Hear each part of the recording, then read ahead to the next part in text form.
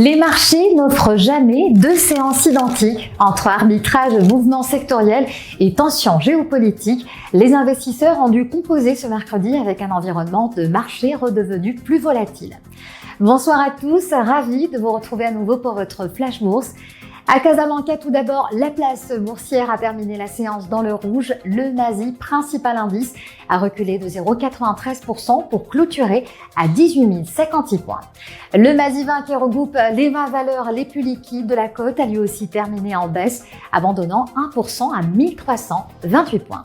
Cette baisse s'inscrit dans une séance où plusieurs valeurs ont fait l'objet de prises de bénéfices malgré un niveau d'activité soutenu.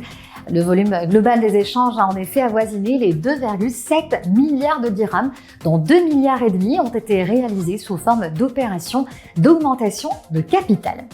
CIH s'est imposé comme la valeur la plus active de la séance avec un peu plus de 15 millions de dirhams de transactions.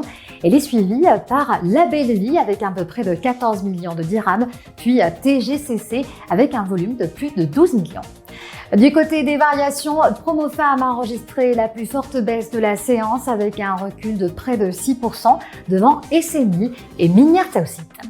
À l'inverse, Sonacid s'est distingué avec une progression de 3%, suivi de Colorado qui gagne 2,44% et de Ciment du Maroc en hausse de 1,16%. Enfin, la capitalisation boursière ressort quant à elle à près de 1037 milliards de dirhams. Et pendant que les investisseurs casablancais digéraient cette séance de repli, un tout autre facteur dictait la tendance sur les marchés internationaux, le retour brutal du risque géopolitique qui a rapidement ravivé les inquiétudes sur l'inflation et les coûts de financement. Les marchés mondiaux ont en effet été secoués par la reprise des hostilités entre les États-Unis et l'Iran après l'annonce par le président américain Donald Trump de la fin du cessez-le-feu entre les deux pays. Ce changement de ton a pratiquement anéanti les espoirs d'une reprise des efforts diplomatiques, alors que le détroit d'Ormuz reste au cœur des préoccupations des investisseurs. Première conséquence, un net rebond des cours du pétrole.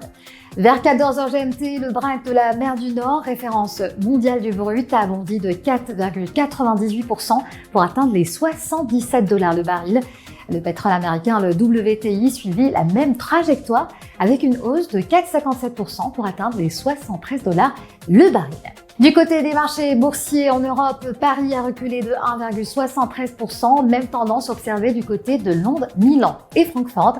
À Wall Street, à New York, dans les premiers échanges, cette tendance baissière a concerné tous les indicateurs, le Dow Jones, le Nasdaq et le S&P 500. Et puis, cette fois-ci, autre conséquence directe de ce regain de tension, la remontée des taux obligataires. Le rendement de l'emprunt français à 10 ans est monté jusqu'à près de 4%, un niveau inédit depuis juin 2009. Les marchés referment ainsi une séance où la géopolitique a une nouvelle fois repris le dessus sur les fondements économiques.